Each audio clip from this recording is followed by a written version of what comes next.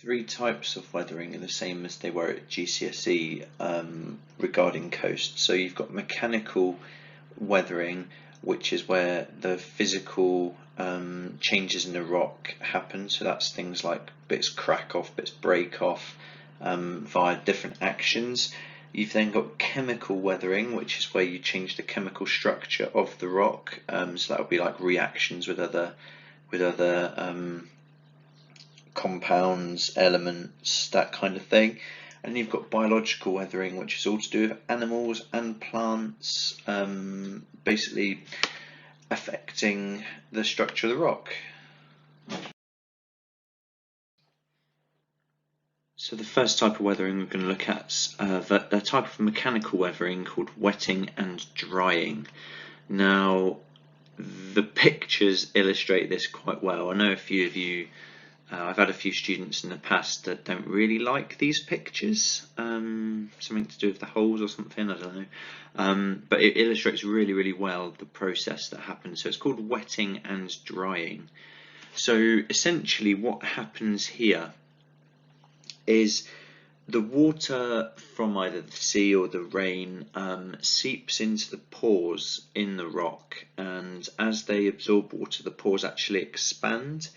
When the water leaves, like it's dehydrated or evaporated or something like that, usually in the sun, then the water will take some of the minerals with it as it evaporates up into the atmosphere, and little by little the removal of the minerals will leave behind these holes in the pores. Some of the rock will then fall away, and if you went to a cliff like that, there'd be like a pile of powdery, ashy stuff on the floor that would have originally been from within the rock face itself. So you mainly get these in intertidal zones, so you might see these on the side, on the lower parts of cliff faces, where it's affected by so where it's underwater at high tide but then exposed at low tide, and obviously at high tide, when the water's covering it, the rock will be absorbing the water, the pores will be getting bigger, and then once the tide goes down and it's low tide, the sun hits it, it will start evaporating the water off. The water will take the particles with it, and these holes will get bigger and bigger and bigger gradually. So yeah, that's wetting and drying, pretty much what it says on the tin. The second type of mechanical weathering is called exfoliation. So this happens where the rock is heated up in the sun, a nice sunny day like today, like at the moment. When that happens, the rock will absorb the heat and expand, and when the sea washes over it, for example, a wave comes over it, the cold water of the wave compared to the warmth of the rock will cause the rock to very quickly contract, and ultimately this expansion and contraction leads to the formation of these features you can see in the pictures there. Sometimes it's called onion skin weathering because it leads to these like layers of rock forming. So it's all to do with expansion, contraction, expansion, contraction, expansion, contraction, and then that leads to these cracks forming, and you almost get like different layers of the rock, and you can see that in those two pictures hopefully. So this will be again in the intertidal zone where the rock is getting heated up by the sun and then hit by the waves, lowering the temperature quite quickly. The third type of mechanical weathering is called crystallization. So as you all know, the sea has a high salt content, and what happens is when the seawater seeps into cracks and pores in the rock, the salt that can be left behind when the water evaporates, and gradually the salt crystals will build up over time and actually put pressure on the faults and force the faults apart. The final type of mechanical weathering is called freeze-thaw.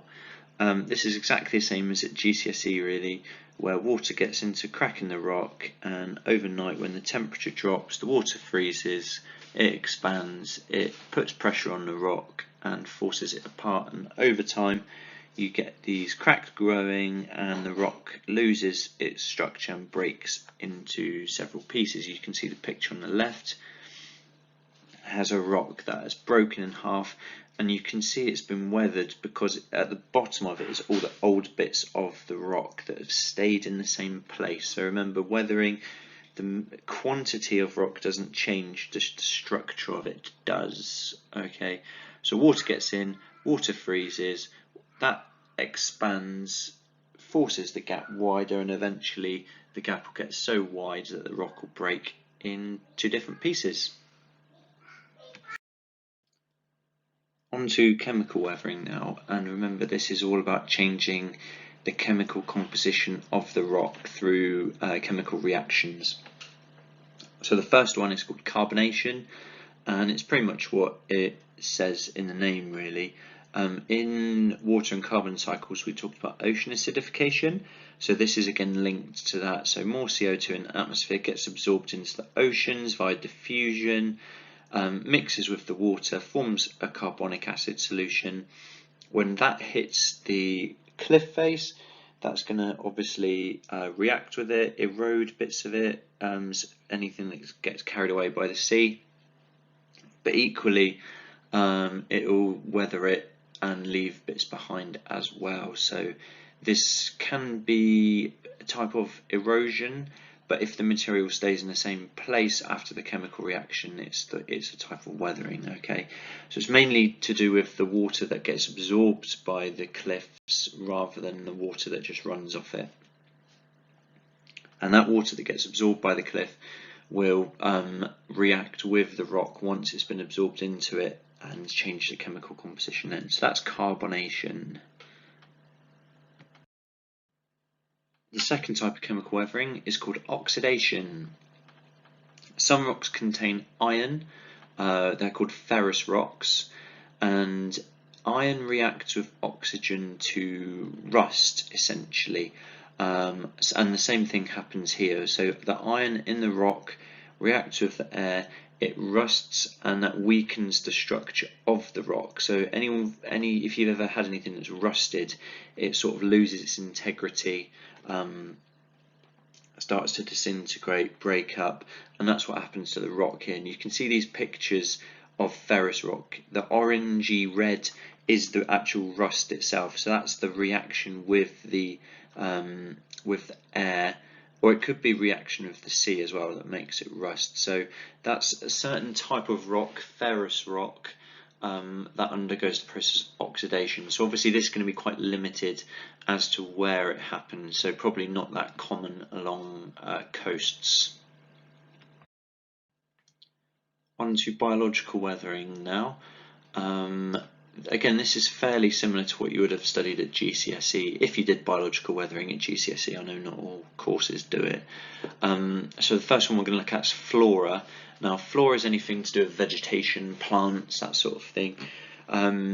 All plants have roots of one form or another, and plants that live on quite exposed surfaces, like you can see here, we've got the ferns in the top picture and the seaweed or bladderwrack in the bottom picture, and because they're growing on quite exposed surfaces, they need to get little footholds in the rock. So what they do is they'll actually put their roots into tiny little gaps called fissures, and as the roots grow, they essentially force the gap to get bigger and bigger and bigger. So that crack in the rock by the fern probably would have been made by the roots of the fern itself spreading out and causing that. Bladderwrack as well will attach itself to the surface of rocks, and obviously if any of that gets pulled away, like in a big storm or anything like that, then the structure of the rock could be damaged, could be changed by that. So that's how plants can affect a rock. And you might think, well, surely a plant's too small to do that, but actually you'd be surprised at the damage vegetation can do to things. So the final type of weathering and biological weathering is by fauna, so that's animals and other living creatures. So many animals will use the rock surface, the cliff face, as a burrow. So you can see they've got sand martins on the left there and puffins on the right. They dig their burrows into the cliffs, and that obviously is going to weaken the structure of the cliff. Then you can have subsurface ones as well. So here we've got piddick clams and their little burrows and limpets. Now piddick clams are actually a strange one because they have got shells designed like screwdrivers. So as the piddick clam gets older, it burrows down into the hole in the rock. But then actually once it's inside, it grows too big, so the piddick clam can actually never leave the rock. It's trapped in there for the rest of its life once it has burrowed in. So obviously that rock with the piddick clams in it is going to be very, very weakened, so you could probably just break that apart with your hands because of the amount of holes in it. And limpets, well, you've probably seen limpets when you've been to the beach. They burrow themselves down onto the rock, and you can see those two circles in the picture. That's where a limpet would have been. It would have it goes around in a circle and kind of carves itself a little hole to make it a watertight seal under it. So that's all the types of weathering: mechanical, chemical, biological. Okay. So some questions for you to have a go at. You can type up your answers, write up your answers, however you want to do it. Take a picture of them, attach them to the piece on Google Classroom, or just email them to me and I'll have a look over them and get back to you, okay? Just for the top one, obviously it's an assess question, so what you need to do is look at the overall extent to which each type of weathering could be affected by anthropogenic activity. Just a reminder, anthropogenic activity is basically human activity. So the question is saying which types of weathering is going to be most affected by human activity, and it's your job to kind of rank them and just maybe put them in an order of most affected by anthropogenic activity to least affected, and then maybe just explain your most and your least affected answers. Okay, yeah, so there's 3 other questions on there. Will erosion ever stop affecting an area? Explain your answer.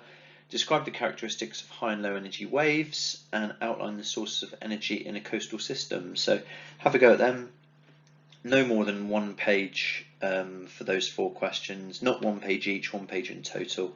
So yeah, just send me that when you're done, guys. Alright, thank you.